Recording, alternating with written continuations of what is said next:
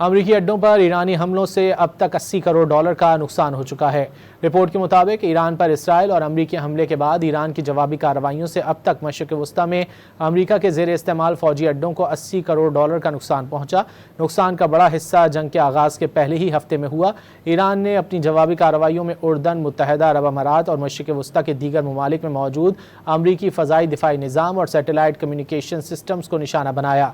سب سے بڑا نقصان اردن میں ایک امریکی اڈے پر تھاڈ میزائل دفاعی نظام کے ریڈار کو نشانہ بنائے جانے سے ہوا۔ رپورٹس کے مطابق روس نے خطے میں امریکی فوجی سرگرمیوں کے بارے میں ایران کو انٹیلیجنس بھی فراہم کی ہے۔ ایرانی حملوں سے خطے میں امریکی فوجی اڈوں کی عمارتوں، تنصیبات اور بنیادی ڈھانچے کو تقریباً 31 کروڑ ڈالر کا اضافی نقصان بھی پہنچا ہے۔ سب سے بڑا نقصان اردن میں ایک امریکی اڈے پر تھاڈ میزائل دفاعی نظام کے ریڈار کو نشانہ بنائے جانے سے ہوا۔ رپورٹس کے مطابق روس نے خطے میں امریکی فوجی سرگرمیوں کے بارے میں ایران کو انٹیلیجنس بھی فراہم کی ہے۔